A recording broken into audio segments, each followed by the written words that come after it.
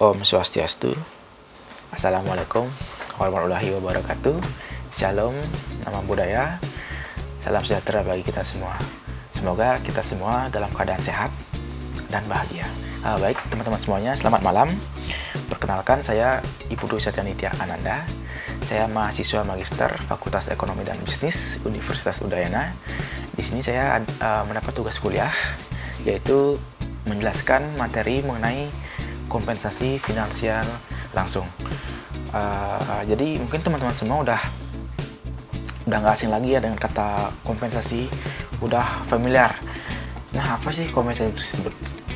Jadi kompensasi adalah imbalan yang diberikan perusahaan kepada karyawan atau pegawai atas jasa yang diberikan oleh karyawan tersebut ke perusahaan.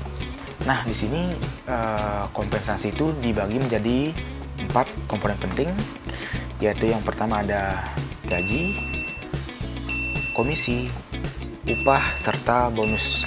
Nah, apa sih perbedaan dari keempat tersebut? Gaji, upah, komisi, bonus.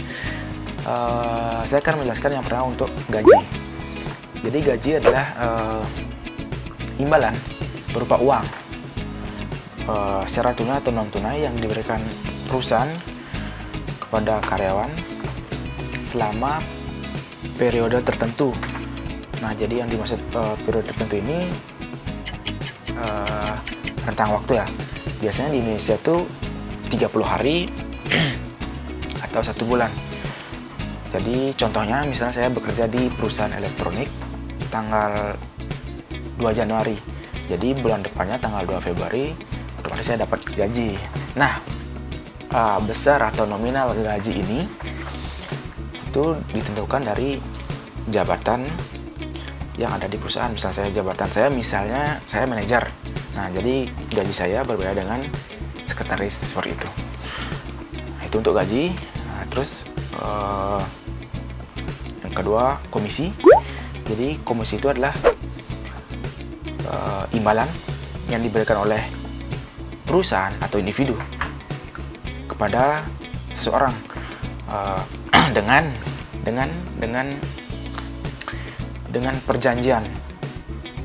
perjanjian di awal. Jadi contohnya misalnya saja, contoh yang paling simpel saya kasih, misalnya ada nih orang yang jual tanah. Saya maklar tanah nih. Saya menghubungi yang punya tanah kan. Pak, saya bisa bantu jual nih tanahnya gitu. Misalnya Bapak jual berapa tanahnya? Bapaknya bilang, oh saya mau jual tanah ini 1 miliar, tanah ini 2 area gitu. Oh Pak, saya bisa bantu jual nih Pak tanahnya. Nah, saya melakukan perjanjian sama yang punya tanah.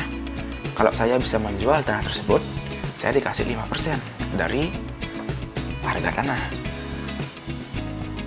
Jadi kalau saya tidak bisa menjual tanah tersebut, jadi saya nggak dapat apa-apa. Itu perjanjiannya. Nah, saya dapat 5% dari 1 miliar tadi, berarti berapa ya? 50 juta. Jadi saya dapat 50 juta kalau tanah itu terjual. Nah, itu contoh yang pertama. Contoh yang kedua, misalnya di perusahaan. Misalnya kalau di pariwisata ya, kita di pariwisata misalnya di perhotelan.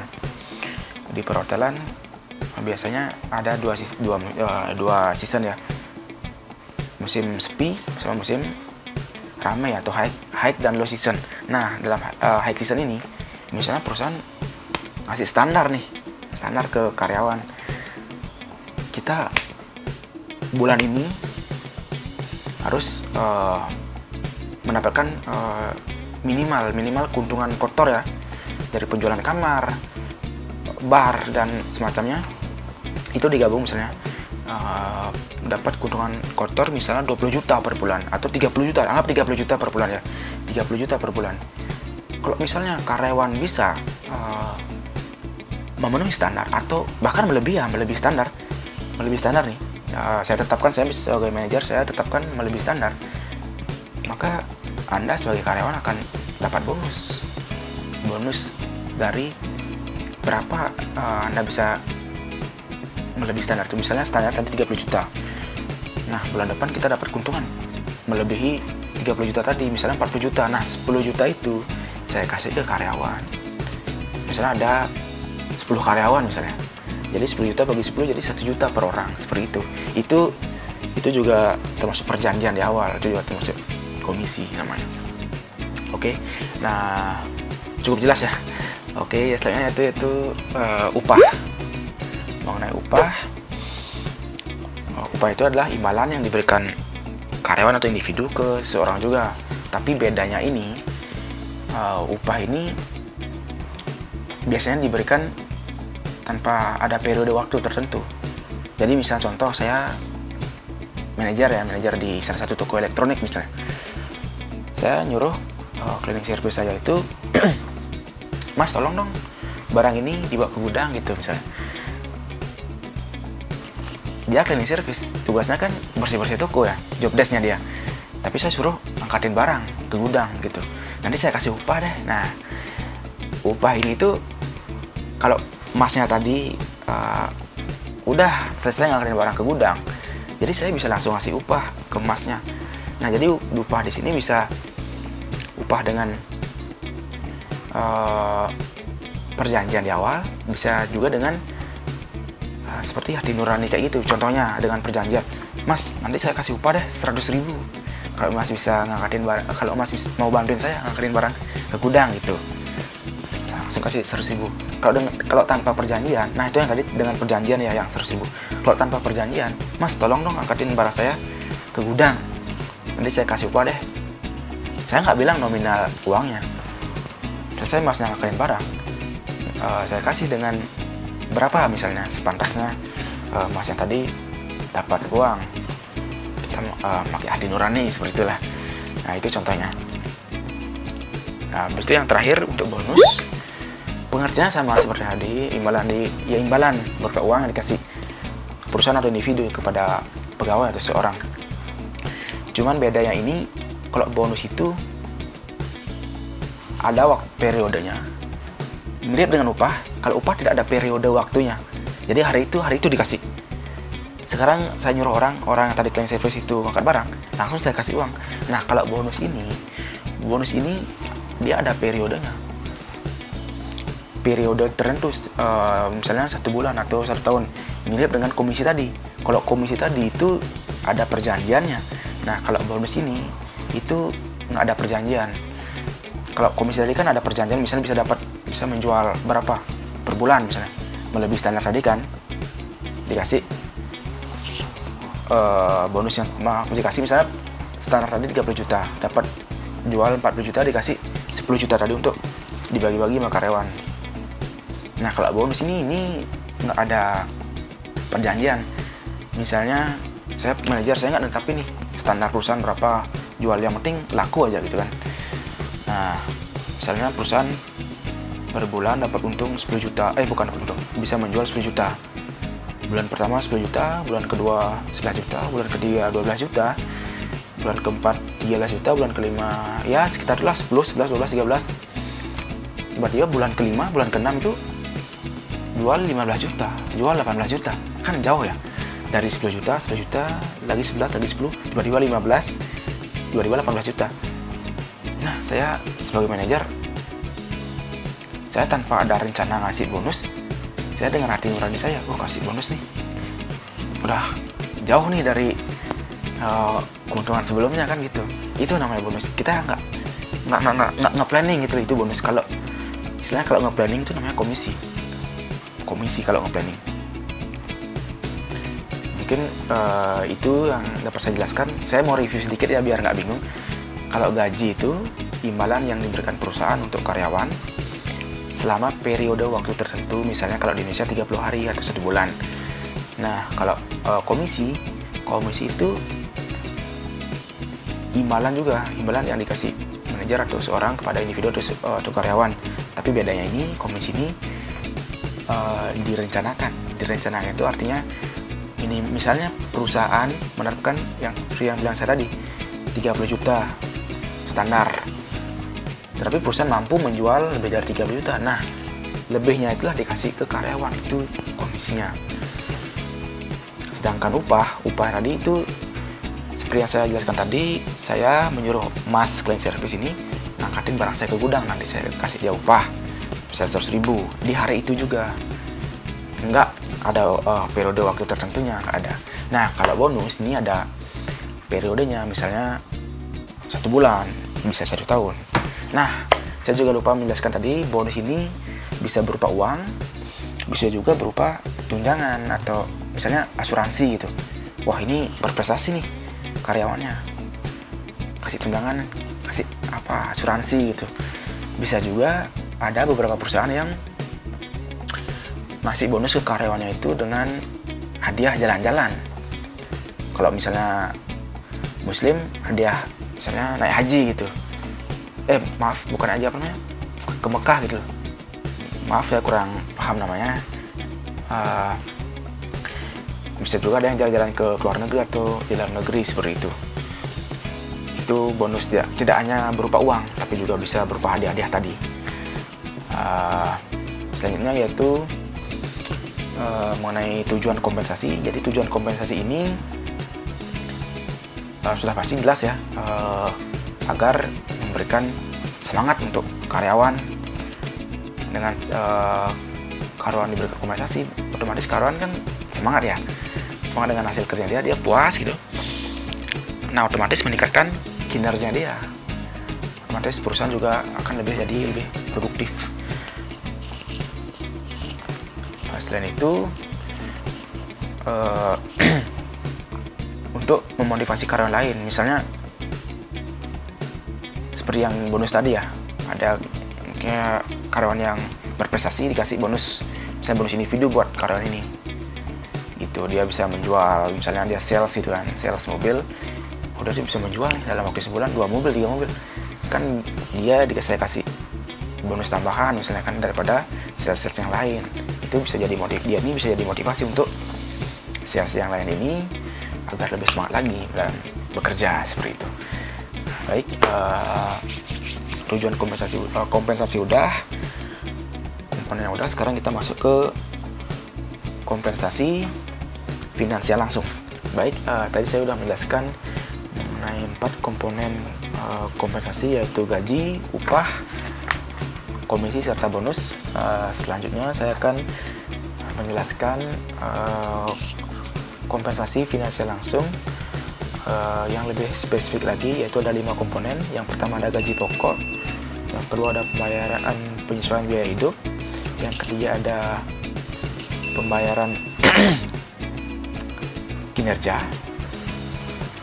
pembayaran berbasis kinerja, yang keempat ada pembayaran senioritas, yang kelima ada pembayaran berbasis insentif.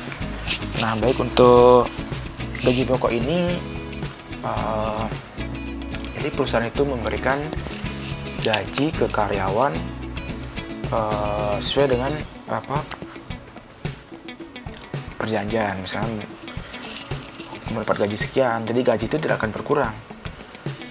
Nah, itu gaji pokok. Nah, gaji pokok itu istilahnya di luar daripada misalnya tunjangan, misalnya komisi, bonus, itu di luar itu. Jadi gaji pokok kalau karyawan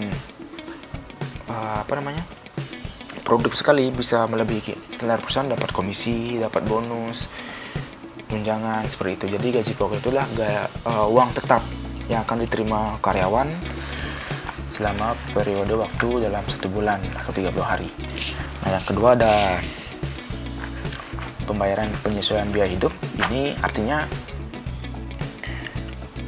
terkait inflasi ya, inflasi. Jadi misalnya inflasi harga barang naik nih, misalnya perusahaan karyawan mendapat gaji dari perusahaan misalnya 4 juta per bulan, dengan kebutuhan pokok misalnya 50.000, anggap 50.000 untuk beli cabai dan lain sebagainya, 50.000 per hari kan. Nah, tiba-tiba ada inflasi jadi 70.000 kebutuhan per harinya untuk membeli cabai seperti itu kan. Sedangkan gajinya tetap tadi berapa, 4 juta. Nah, karena ada inflasi ini, jadi perusahaan, tidak semua perusahaan ya, biasanya sih perusahaan besar, jadi perusahaan akan berupaya menyeimbangkan kebutuhan pokok inflasi dengan gaji karyawan. sesuai dengan kemampuan perusahaan. Sekali lagi, misalnya dari karyawan dapat gaji 4 juta tadi, ditambah mungkin misalnya 4 juta, 4,5 gitu, 5 juta seperti itu.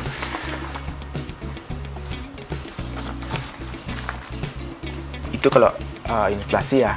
Kalau misalnya tidak ada inflasi, kemungkinan besar gajinya kan sama, cuman beda di komisi sama bonus, itu aja. Baik, yang ketiga yaitu pembayaran senioritas. Di pembayaran senioritas ini artinya apa ya, mungkin kita udah tahu di perusahaan itu, di suatu perusahaan ada namanya karyawan yang loyal. Karyawannya udah senior nih, kan udah pasti loyal ya, udah senior, udah 15 tahun bekerja di perusahaan, udah 20 tahun. Ada juga karyawan yang baru 5 tahun, bahkan ada yang baru masuk kan, ya 5 tahun, 10 tahun. Nah, karyawan senior ini misalnya dia udah bekerja 15 tahun, jadi otomatis gaji karyawan senior ini lebih besar dong dari gaji karyawan yang baru bekerja 5 tahun, baru bekerja 10 tahun, apalagi yang baru masuk ya. Nah, ini namanya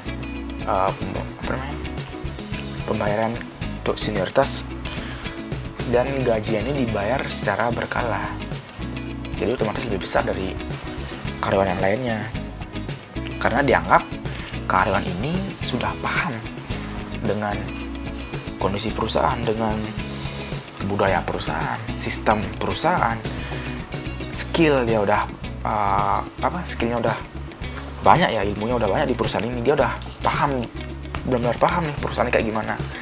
Nah, seperti itu. Jadi mungkin tujuannya perusahaan memberikan dia uang atau gaji lebih ya daripada karyawan lain, agar karyawan ini tidak resign, tidak berpindah ke perusahaan lain. Terus kalau misalnya dia pindah, ruginya buat perusahaan apa? Kan bisa cari karyawan baru. Nah, misalnya ada pertanyaan seperti itu, menurut saya rugi ya. Menurut saya rugi. Kenapa? Karena ketika perusahaan ketika karyawan udah loyal sama perusahaan, ketika karyawan itu sudah paham betul perusahaan, udah paham budaya, ya udah lama ya, udah tahu sistem perusahaan, udah tahu cara kerja perusahaan, dan dia resign sekarang, otomatis perusahaan nyari karyawan baru kan. Nah, karyawan baru ini istilahnya belum tahu apa-apa, dia belum bisa menyesuaikan dengan budaya perusahaan, belum paham sistem perusahaan lagi. Jadi perusahaan keluar biaya pelatihan lagi, keluar biaya yang lain-lain lagi untuk latih skillnya lagi, biar ya minimal sama karyawan senior yang resign tadi. Nah, itu tujuan perusahaan memberikan pembayaran senioritas ini agar mempertahankan karyawan lama, karyawan yang udah senior, tapi tetap sesuai dengan kemampuan perusahaan. Jangan baru istilahnya karyawan udah senior justru dia nuntut gaji yang tinggi dengan kinerja yang dia yang nggak naik, istilahnya tuh tetap segitu aja, kan perusahaan nggak bisa seperti itu nggak fair ya. Jadi perusahaan akan memberikan dia penambahan gaji skala berkala sesuai dengan kemampuan perusahaan juga, seperti itu. Nah, baik, selanjutnya yaitu yang keempat, ada pembayaran berbasis kinerja. Jadi pembayaran berbasis kinerja ini saya contohkan misalnya perusahaan dealer. Misalnya saya manajer dealer mobil, auto owner saya. Nah, saya mempunyai di bagian marketing, saya ada SPG, SPB, Sales Promotion Girl, Sales Promotion Boy. Nah, anggap saya sales ya, saya bilang sales ya. Ya, sales A, sales B, sales C, sales D, sales E. Nah, dalam periode 1 bulan, ternyata sales A ini bisa menjual mobil sebulannya itu 4 unit misalnya. Sales B bisa mampu menjual mobil 2 unit. Sales C 2 unit juga. D 1 unit, bahkan ini belum bisa menjual sama sekali. Belum ada transaksi, istilahnya baru ada planning aja. Otomatis kelihatan kah, wah ini kinerjanya bagus nih, sales A-nya kelihatan dia menonjol daripada sales yang lainnya. Wah, sales A bagus nih kinerjanya, dia bisa loh menjual 4 unit mobil dalam sebulan. Nah, jadi ini dimaksud pembayaran berbasis kinerja. Saya harus dikasih bonus nih, dikasih hadiah gitu. Selain bonus, misalnya perusahaan juga menetapkan, misalnya ya, kita harus bisa menjual nih minimal 1 unit aja, minimal 2 unit aja per bulan. Itu standar perusahaan. Kalau misalnya Anda sales A, B, C, dan D, A, B, C, D, E tadi bisa menjual mobil lebih dari 2, 3, 4, 5, dan seterusnya, saya kasih komisi. Komisinya apa? 5% dari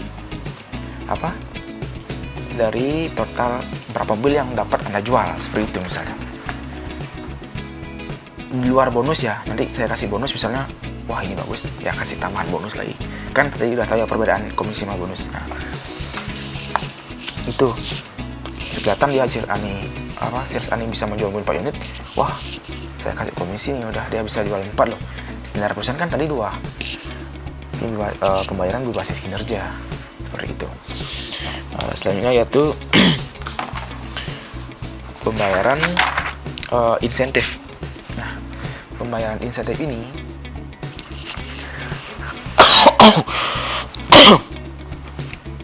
lebih ke bonus.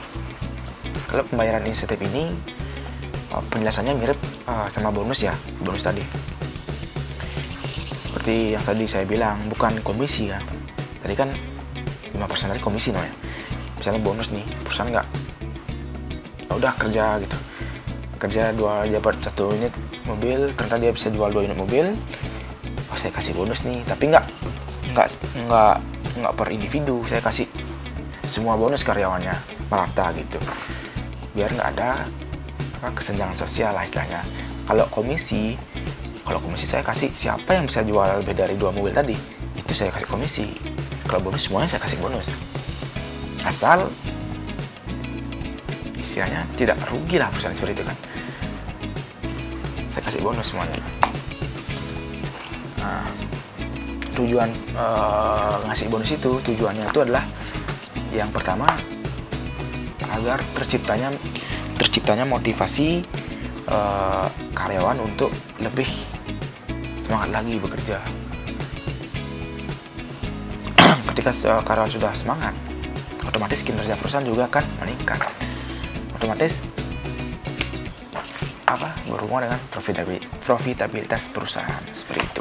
Baik, di sini saya akan memberikan contoh nyata bagaimana perusahaan khususnya di Bali memberikan kompensasi yang berbeda-beda untuk karyawannya. Baik, yang pertama yaitu ada Starbucks. Nah, jadi saya pernah mewawancarai teman saya. Dia pernah bekerja di Starbucks pada tahun 2017. Dia pernah bekerja di salah satu gerai Starbucks. Jadi dia itu menceritakan kepada saya kalau di sana kalau kerja di Starbucks tuh dulu 2017 itu ada kontraknya minimal setahun. Kalau kamu resign sebelum setahun jadi kena denda, seperti itu. Nah, habis itu kompensasi yang diberikan Starbucks untuk karyawan ini jadi seperti komisi tadi, teori komisi yang saya jelaskan tadi. Jadi dia itu menetapkan standar. Jadi perusahaan ini harus mampu menjual, misalnya sebulan dia mengatakan kurang berapa ya, 30 juta kalau nggak salah, 30 juta per bulan. Nah, ketika perusahaan melebihi target yang ditetapkan tadi, misalnya perusahaan mampu menjual produknya lebih dari 30 juta, 40 juta misalnya, itu sisanya tadi 10 juta itu dibagi-bagi ke karyawan oleh store manajernya. Keren ya. Itu contoh nyata ya di teori yang saya jelaskan tadi.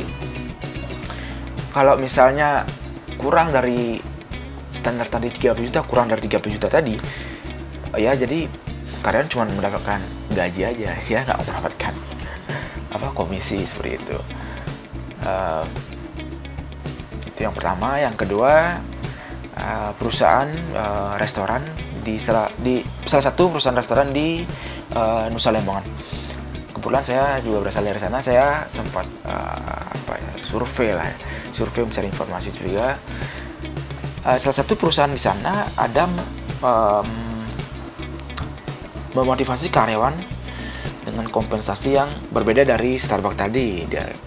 Ini tadi kan menetapkan target yang di awal, perusahaan melakukan target. Yang ini perusahaan ketika nggak menetapkan target ketika misalnya high season misalnya. Jadi restoran tuh banyak ada yang boleh berkunjung ke sana kan untuk makan, minum, nongkrong gitu kan. Nah, ketika bule ini merasa pelayanan di restoran itu bagus, pasti bule ini akan memberikan tips. Bukan tips ya. Jadi bule ini memberikan tips ketika dia membayar di kasir. Memberikan tips berapa, 50.000, 100.000. Nah, tips tersebut dikumpulkan, ada di sana kotak tips. Dikumpulkan, tips itu akan dibagikan ke karyawan dalam periode waktu 30 hari, bisa ya 30 hari, kadang bisa biar penuh deh dulu kotaknya baru dibagikan gitu. Tapi biasanya 30 hari sih. Jadi tips itu diberikan ke karyawan. Berapapun banyak tipsnya itu akan pasti diberikan ke karyawan. Walaupun istilahnya 3 juta, 4 juta, 5 juta dapat tips kan ketika ketika high season kan lagi ramai-ramainya, kita berikan ke karyawan. Misalnya ada berapa karyawan, 10, tetap berikan ke 10 di karyawan restorannya saja. Jadi misalnya karyawan itu memberikan dia servis yang baik, hospitality yang baik ke pelanggan, ke bule ya, ke orang yang makan. Tidak cuma bule, lokal juga ada, ke customer ya. Jadi pasti karena customer itu kan memberikan tips. Yang saya tahu paling banyak kadang customer memberikan tips itu 100.000, padahal dia cuma beli minum berapa ya, beli wine waktu itu 80.000, tapi dia kasih tips 100.000 loh. Jadi bule itu bilang servisnya bagus nih, dia nyaman sekali di sini nge-wine dia nyaman sekali. Dia katanya hospitality-nya baik, servisnya bagus. Dia sangat respect sekali dia ngasih tips 100.000, bahkan melebihi dia belanja ya di sana. Nah, itu salah satu cara perusahaan memotivasi karyawan. Berbeda dengan Starbucks yang tadi. Itu yang kedua. Selanjutnya itu yang ketiga. Yang ketiga ini dari perusahaan dari lembaga keuangan. Saya nggak menyebutkan lembaga keuangannya apa. Ini teman saya pernah bekerja di sana. Jadi teman saya tuh pernah saya ngobrol sama dia, gimana nih kerja di sana, itu sistemnya gimana. Saya kan penasaran juga kan, saya belum pernah kerja di keuangan sebelumnya. Dia bilang ketika dia baru masuk, dia dikasih pelatihan. Habis itu dia setelah di pelatihan 3 hari dia langsung dijelaskan sistem perusahaan menggaji karyawan, sistem perusahaan memberikan komisi ke karyawan seperti itu. Jadi ini saya bilang bagus ya, karena saya belum sempat mendengar informasi yang kayak gini. Bahwasanya bagus menurut saya. Jadi perusahaan itu memberikan karyawannya ini gini, kamu ketika kamu bisa menetapkan satu nasabah untuk perusahaan ini, nah gaji kamu kan dipromosi dengan kenaikan gaji seperti itu. Kenaikan gaji dari gajinya 2 juta, misalnya gajian 2 juta, dia belum punya nasabah tapi udah digaji 2 juta. Ketika dia udah dapat satu nasabah, gajinya dinaikin jadi 3 juta. Lumayan kan? Nah, itu baru satu nasabah. Ketika dia punya 2 nasabah, gajinya naik lagi. Jadi 4 juta maksimal 6 juta kalau nggak salah. Iya, maksimal 6 juta. Nah, gimana kalau dia punya banyak nasabah? Nah, ketika dia punya banyak nasabah, di sini ada komisi lain. Ketika nasabah itu melakukan transaksi,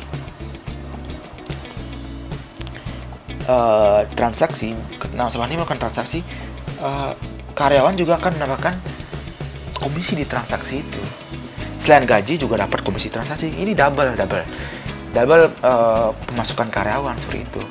Jadi saya tadi belum detail ya saya jelaskan. Tadi satu nasabah gajinya naik 1 juta. Jadi habis itu lagi nyari 3 nasabah, gajinya naik lagi 1 juta kalau nggak salah. Pokoknya kalau punya 10 nasabah, 8 nasabah, gajinya jadi 6 juta. 8 nasabah 6 juta. Di atas 8 itu mendapat keuntungan di komisi tadi, komisi setiap nasabah melakukan transaksi. Jadi gimana caranya nasabah biar melakukan transaksi? Jadi gitu, kita harus memberikan service dan hospitality. Kita harus menjaga hubungan baik dengan nasabah. Kita misalnya Pak ini lagi bagus Pak buat transaksi, buat nabung kayak gitu, buat yang pinjam uang lagi kreditnya bunganya lagi kecil gitu. Misalnya bunganya lagi tinggi, bagus Pak ini buat nabung. Nah seperti itu. Selain itu baru komisi yang kedua ya di perusahaan lembaga ini. Ada yang ketiga lagi nih, ini ada periode tertentu. Misalnya sekarang baru masuk nih tanggal 1 Januari. Jadi ada namanya season. Season ini setiap 3 bulan. Jadi selama 3 bulan ini, selama rentang 3 bulan ini, ketika karyawan mendapatkan 8 nasabah dalam waktu 3 bulan ya, dia juga kan mendapatkan nilai plus dikasih bonus jalan-jalan ke luar negeri. Keren kan? Keren sih. Keren. Jadi triple bonus komisi itu keren. Saya juga wow gitu mendengar informasi yang dia bilang. Jadi itu sedikit informasi yang saya kasih. Itu yang ketiga ya dari Starbucks, restoran, lembaga keuangan.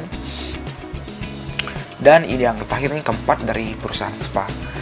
Jadi saya ingin menjelaskan salah satu perusahaan spa di Nusa Lembongan, walaupun bukan perusahaan besar, tapi ini juga unik ya cara dia memotivasi karyawan.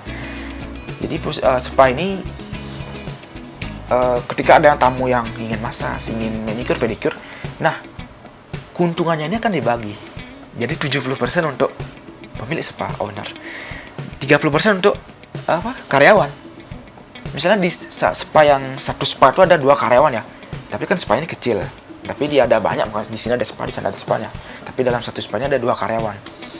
Nah ketika ada customer masuk, 70% ini untuk owner, 30% untuk karyawan itu. Jadi semakin karyawan itu memberikan servis yang baik untuk customer, komunikasinya bagus ya, cara memasarkan juga bagus. Ini juga menguntungkan dia sendiri, bukan untuk menguntungkan hanya menguntungkan owner ya. Itu juga menguntungkan karyawan itu sendiri. Itu juga unik juga cara memotivasi karyawannya. Nah itu saya sudah mencontohkan 4 perusahaan itu melakukan kompensasi yang cara memotivasi karyawan dengan memberikan kompensasi. Caranya juga berbeda-beda tadi. Mungkin kalau kurang jelas bisa di replay lagi. Terima kasih, itu aja contohnya. Saya akan lanjutkan ke materi selanjutnya. Selanjutnya yaitu saya akan menjelaskan bagaimana proses terjadinya kompensasi finansial langsung. Nah ini ada kaitannya juga dengan dengan struktur perusahaan, seperti deskripsi pekerjaannya, terus itu analisis jabatannya juga. Nah jadi perusahaan itu kan punya struktur perusahaan ya, ada manajer, sekretaris, ada bagian marketing, bagian akunting, engineering, dan di bawahnya lagi. Nah dari struktur itu kita bisa melihat job desk-nya ya, job description-nya. Jadi dari job description itu kita bisa melihat job specification-nya. Jadi beban kerjanya, seperti beban kerja ya. Beban kerja itu setiap jabatan kan mempunyai beban kerja yang berbeda-beda. Jadi manajer atau top manager ya, top manager atau main manager itu mempunyai beban kerja yang lebih tinggi daripada jabatan-jabatan yang lainnya, juga mempunyai tanggung jawab yang lebih tinggi, tanggung jawab terhadap perusahaan. Jadi sesuai dengan deskripsi pekerjaannya, spesifikasi pekerjaannya, otomatis gaji, bonus akan berbeda setiap jabatan. Jadi proses terjadinya kompensasi finansial langsung ini ada hubungannya dengan job description sama job specification seperti itu. Jadi misalnya misalnya manajer dapat gaji dari owner misalnya gaji pokok ya 7 juta gitu. Jadi di bawahnya ada marketing dapat gaji pokok 5 juta misalnya. Akunting sama karena sejajar 5 juta, engineering juga 5 juta, di bawah marketing ada sales misalnya. Nah, misalnya sales dia dapat gaji 3,5 misalnya. Jadi setiap jabatan akan menerima gaji yang berbeda, juga bonus yang berbeda. Seperti itu. Baik, saya akan melanjutkan materi selanjutnya, yaitu mengenai pengaruh kontekstual pada kompensasi finansial langsung. Yaitu yang pertama ada pasar tenaga kerja. Nah, jadi pada pasar tenaga kerja ini, pasar tenaga kerja adalah karyawan potensial yang direkrut dan berada pada daerah geografis perusahaan. Misalnya di Denpasar, ada banyak lulusan akuntansi misalnya. Nah, bank yang ada di Denpasar ini di muka lowongan pekerjaan, jadi otomatis mereka ini bersaing untuk dapat bekerja di bank tersebut. Nah, karyawan yang udah direkrut oleh perusahaan itu namanya karyawan yang potensial. Jadi tidak perlu lagi ada karyawan yang jauh-jauh datang ke Denpasar untuk mencari kerja, karena di Denpasar banyak sekali ada akuntan. Jadi seperti nggak kekurangan pekerja potensial lah ya. Nah, pada pasar tenaga kerja ini juga ada kaitannya dengan ekonomi global. Jadi pada ekonomi global ini mempengaruhi upah pekerja. Jadi misalnya pekerja di Amerika ini dengan Indonesia kan berbeda ya, maksudnya profesinya sama. Contoh misalnya dia profesinya penjaga toko ponsel. Di Amerika sama di Indonesia nih upahnya berbeda. Kenapa? Karena ada perbedaan biaya hidup. Biaya hidup di Amerika lebih besar daripada biaya hidup di Indonesia. Makanya pegawai penjaga toko di Amerika ini mendapatkan gaji yang lebih besar dari Indonesia, padahal nilainya sama. Misalnya nasi di sana, misalnya biaya hidup di sana ya per hari 100.000, misalnya di Indonesia per hari 20.000. Otomatis mereka dapat gaji yang lebih besar agar sesuai dengan kebutuhan sehari-harinya di sana. Padahal nilainya sama, seperti itu. Nah,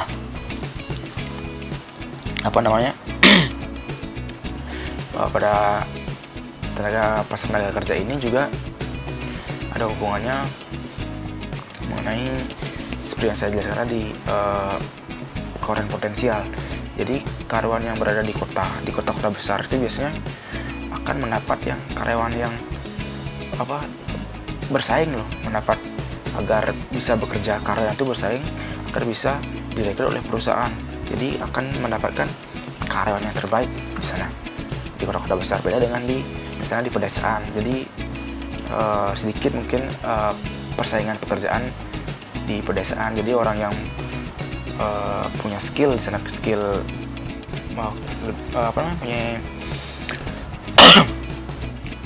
skill yang berbeda di sana, itu cuma segelintir orang itu misalnya. Kalau di kota kan banyak, jadinya ada persaingan. Jadi yang mampu direkrut oleh perusahaan ini adalah karyawan yang benar-benar potensial dari yang bersaing tadi, seperti itu. Terus itu yang kedua, di sini ada serikat buruh, ada serikat pekerja. Jadi serikat pekerja ini diatur oleh undang-undang. Di Indonesia diatur oleh undang-undang. Jadi serikat pekerja ini melakukan musyawarah dengan perusahaan mengenai berapa kompensasi yang dia dapat gitu. Kompensasi yang dia dapat, habis itu juga beban kerja seperti apa, seperti itu, agar istilahnya sama-sama win-win solution, seperti itu. Jadi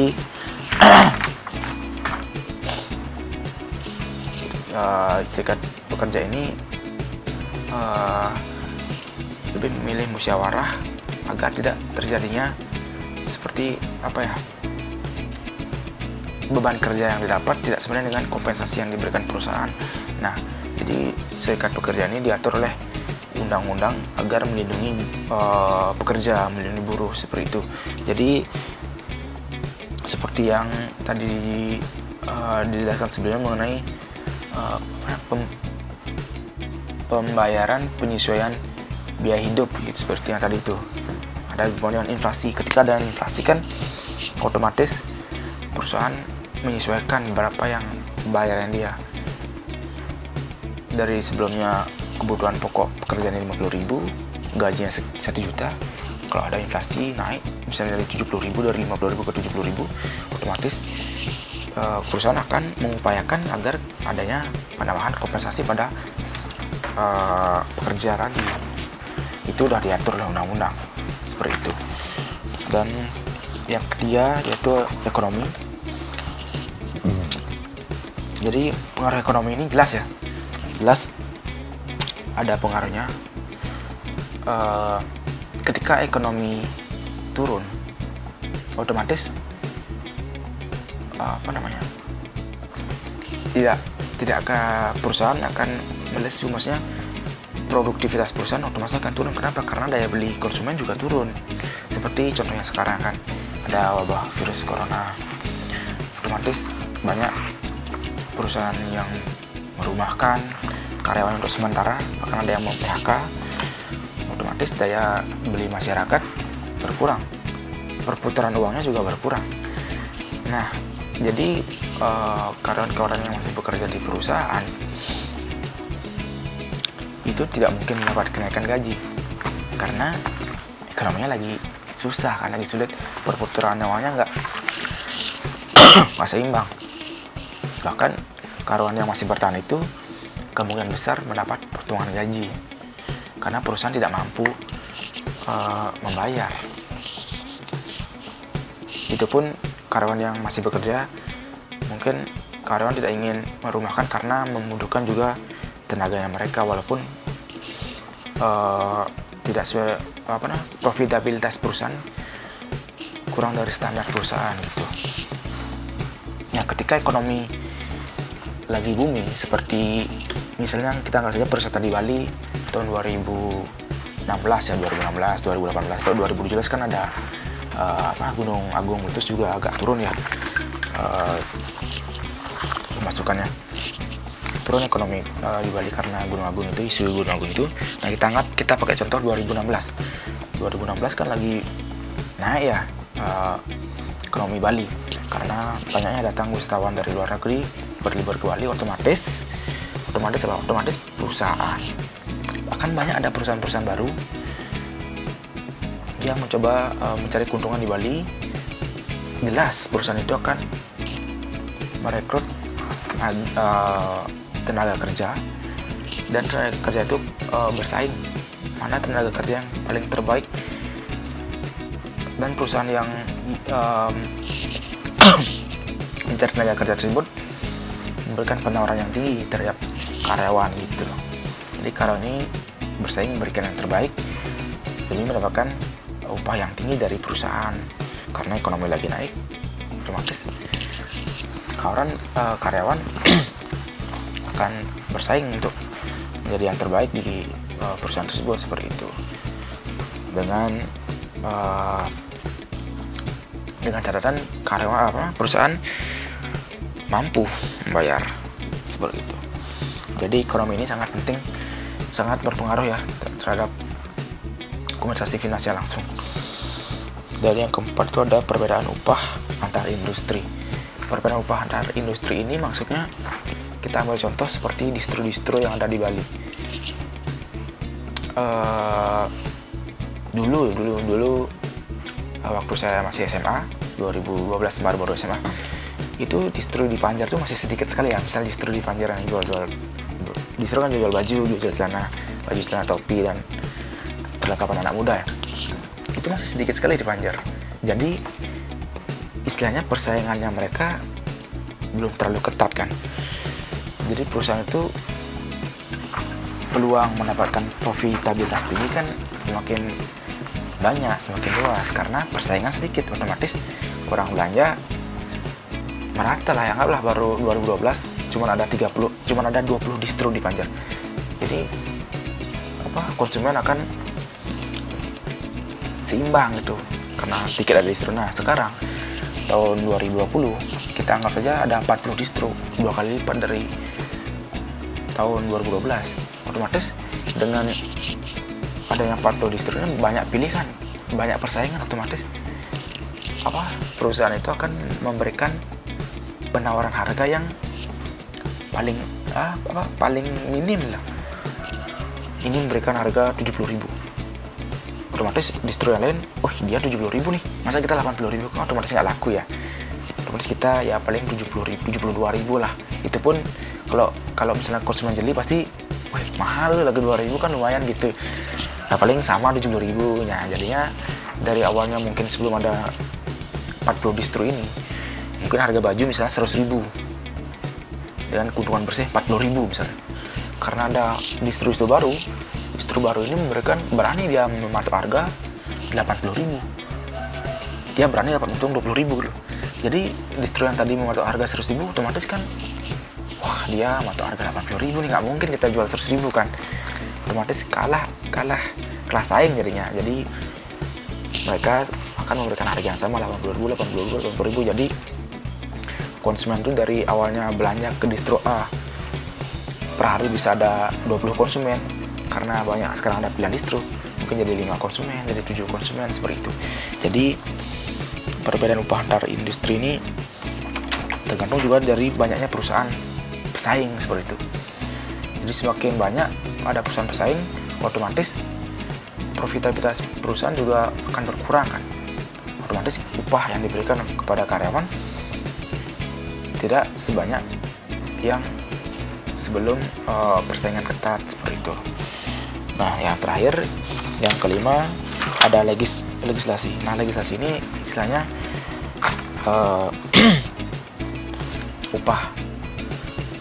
upah karyawan, upah pegawai itu sudah diatur oleh undang-undang. Nah bedanya tadi dengan serikat buruh. Nah serikat buruh itu artinya buruh itu bekerja sama, semua buruh ini bermusyawarah dengan perusahaan untuk menetapkan kompensasi mereka. Nah itu juga didasar dengan undang-undang juga. Nah kalau legislasi ini udah ditentukan kalau karyawan itu mendapat gaji berapa, mendapat gaji misalnya anggap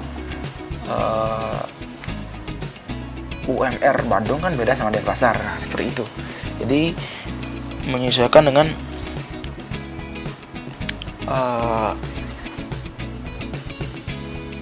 pemasukan regional ke masing-masing daerah, seperti itu. Jadi seperti yang saya bilang tadi, UMR Bandung kan beda sama UMR Denpasar. Jadi kalau misalnya perusahaan menentukan gaji berdasarkan UMR, otomatis kerjaan kita sama nih, penjaga toko di Denpasar, penjaga toko di Bandung, tapi gajinya beda. Karena apa? Karena ini berdasarkan undang-undang kan sesuai dengan UMR, seperti itu. Jadi walaupun pekerjaan sama, tapi gajinya beda karena adanya undang-undang seperti itu, adanya undang-undang legislasi masalah UMR. Contohnya tadi UMR Bandung beda sama UMR Denpasar, seperti itu. Jadi walaupun pekerjaan sama, gajinya berbeda karena UMR tersebut. UMR Bangli juga beda sama Denpasar, UMR Kelungkung juga berbeda sama UMR Denpasar. Itu kalau perusahaan memakai standar UMR. Jadi tergantung perusahaannya juga, seperti itu. Baik, saya akan melanjutkan materi mengenai penerapan harga pekerjaan menggunakan survei kompensasi. Jadi di sini maksudnya ketika perusahaan ingin memberikan karyawan kompensasi, bonus, itu biasanya perusahaan akan melakukan survei ke pesaing mereka, mencari informasi ke perusahaan pesaing mereka. Berapa sih perusahaan itu memberikan gaji ke karyawan, memberikan komisi ke karyawan, memberikan bonus ke karyawan. Gimana sih sistem mereka, cara mereka memberikan komisi, bonus, seperti itu. Jadi perusahaan yang serupa ya saya bilang, misalnya perhotelan seperti itu kan mencari informasi ke perusahaan pesaingnya dengan konteks perusahaan itu misalnya sama-sama hotel bintang 3 gitu, bukan nyari perbandingan yang lebih tinggi ya. Misalnya hotel bintang 3, kita hotel bintang 3 nyari informasi ke hotel bintang 5, bukan, itu udah beda konteks. Maksudnya dengan perusahaan yang kemampuannya itu sama. Jadi misalnya perusahaan pesaingnya memberikan bonus, memberikan komisi seperti yang saya jelaskan tadi. Misalnya kalau standar perusahaan harus dapat untung kotor per bulan 20 juta itu misalnya. Itu kalau lebih ya udah, itu lebih tadi itu buat komisi karyawan gitu. Jadi Corando kan pasti kan lebih semangat lagi kan, lebih semangat memberikan kualitas pelayanan mereka. Jadi otomatis pelanggan akan banyak yang mengkonsumsi jasa mereka seperti itu. Nah itulah yang saya maksud. Jadi perusahaan itu tidak semena-mena memberikan segini bonusnya, segini gajinya, bukan. Pasti atas dasar yang kuat, survei juga dari pesaing, dari lead pasar biasanya. Itu baik, saya akan menanyakan materi selanjutnya mengenai dampak positif atau kelebihan dari kompensasi finansial langsung ini, yaitu yang pertama sudah pasti meningkatkan kinerja karyawan, kinerja pegawai. Kenapa? Karena dengan diberikannya kompensasi berupa komisi, bonus, itu akan membuat karyawan semakin bekerja lebih semangat lagi agar kompensasinya, dengan harapan kompensasinya lebih tinggi, dengan harapan dapat bonus yang lebih tinggi, atau mungkin dapat promosi ke jabatan yang lebih tinggi lagi, seperti itu. Itu yang pertama. Yang kedua, perusahaan dapat memperoleh karyawan yang berkualitas. Jadi ketika karyawan semangat lebih semangat lagi bekerja, lebih tekun lagi, otomatis skill mereka akan naik gitu, otomatis mereka akan berkualitas. Jadi ini win-win solution sih untuk karyawan, untuk perusahaan. Jadi perusahaan dapat menerima feedback dengan kualitas jasa yang bagus dari karyawan, sedangkan karyawan juga menerima bayaran yang setimpal dengan skill dan kerja mereka yang optimal untuk perusahaan, seperti itu. Yang ketiga mungkin menjadi daya tarik untuk karyawan baru. Misalnya karyawan lama nih diberikan kompensasi yang cukup gitu ya, yang bahkan yang lebih gitu ya, otomatis karyawan lama ini kan bercerita dengan temannya, bercerita dengan keluarga. Jadi ketika ada yang ingin melamar pekerjaan, otomatis kan mereka mencari tahu dulu lah informasi perusahaannya kayak gimana nih, perusahaannya pelit nggak gitu, enak nggak kerja di sana gitu. Otomatis karyawan tadi kan pasti bercerita, oh enak kok nih, yang penting kamu semangat aja kerja yang benar, yang maksimal, nanti kompensasi gampang tuh, gajinya juga lumayan ya, seperti itu kan. Nah jadi otomatis menjadi daya tarik untuk calon karyawan, calon pegawai untuk melamar di sini, di perusahaan ini gitu. Dan yang terakhir ya otomatis perusahaan juga memiliki ciri khas. Jadi mungkin terkenal perusahaannya mensejahterakan karyawan nih gitu. Perusahaannya nggak pelit, nggak profitabilitas oriented gitu loh. Jadi karyawan sejahtera, profit ya apalagi kurang gitu loh istilahnya. Jadi daya tarik untuk bukan daya tarik, maksudnya menjadi ciri khas. Oh perusahaan ini bagus, citranya baik gitu loh. Mungkin itu yang dampak positifnya yang mungkin saya dapat jelaskan. Baik, di sini saya akan menunjukkan mengenai kelemahan atau dampak negatif dari kompensasi finansial langsung. Kalau menurut saya ini bukan sedikit ya, ini relatif sih. Biasanya dampak negatifnya yaitu yang pertama, biasanya karyawan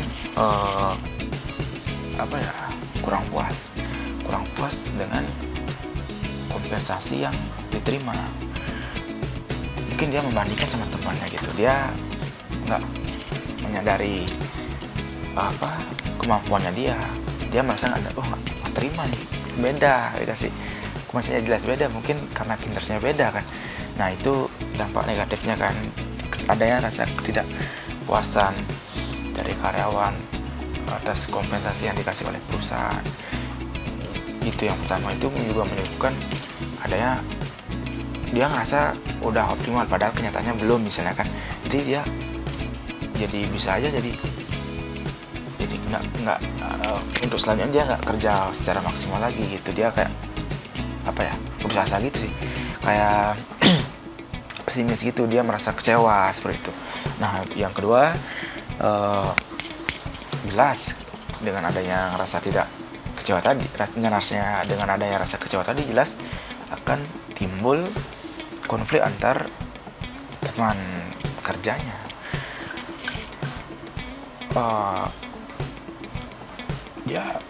Seperti yang saya bilang tadi, dia membandingkan kompensasi dengan temannya, dia tidak melihat kemampuannya sendiri, hingga terjadi konflik. Ini juga akan mengganggu proses bekerja kan, proses kinerja perusahaan juga terganggu.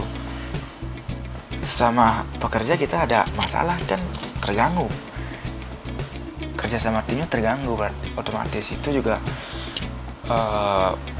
dampak negatif dari kompensasi menurut saya. Yang ketiga,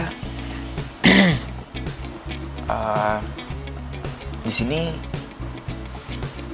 biasanya sebagian besar di perusahaan adanya nepotisme. Nah, nepotisme ini dalam artian karyawan yang mungkin ada hubungan maksudnya dia dekat nih dengan manajer gitu, dia dekat nih dengan pimpinan perusahaan, jadi otomatis mungkin aja ya, kemungkinan, tapi ini kecil sih kemungkinannya, kinerjanya nggak bagus tapi dikasih kompensasi yang sama dengan karyawannya yang kinerjanya bagus. Mungkin karyawannya nggak tahu gitu loh, tapi mungkin ada aja yang tahu, tapi itu yang menyebabkan masalah, itu yang menyebabkan, saya bilang, adanya kecurangan memakai kekuasaan seperti itu, nepotisme lah istilahnya, KKN, korupsi dan nepotisme. Itu pasti ada aja yang terjadi di perusahaan, mungkin tidak semua pasti, tapi ada ya yang nepotisme kayak gitu. Terus itu yang keempat,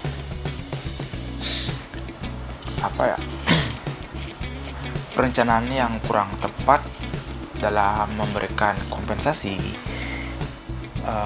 juga dapat menimbulkan penurunan semangat kerja karyawan. Mungkin ada keteledoran atau kurang telitinya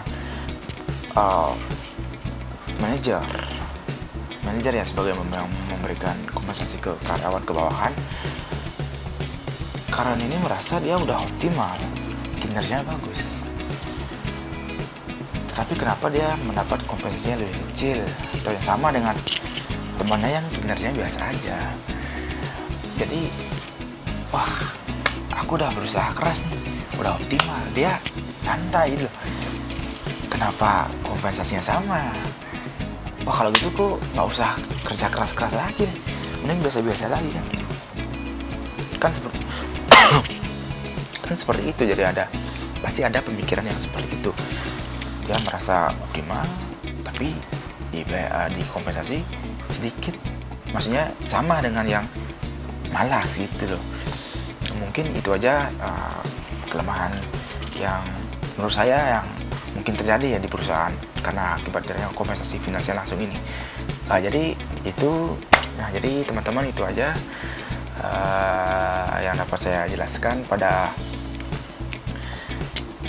materi kali ini. Mungkin teman-teman ada yang ingin memberikan koreksi, memberikan pendapat, atau mengoreksi, mungkin saya ada salah menjelaskan atau saya ada salah memberikan pernyataan, mungkin bisa dikoreksi di kolom komentar ya. Dikoreksi nggak apa-apa, kita di sini sharing aja, sharing ilmu pengetahuan. Kita di sini sama-sama belajar. Mungkin ada masukan, mungkin kasih contoh yang lebih mudah dimengerti atau yang dengan bahasa yang mudah dimengerti bisa. Terima kasih teman-teman semuanya, semoga sehat selalu. Terima kasih atas perhatiannya. Saya pamit. Om Santi Om. Assalamualaikum warahmatullahi wabarakatuh. Salam nama budaya. Terima kasih.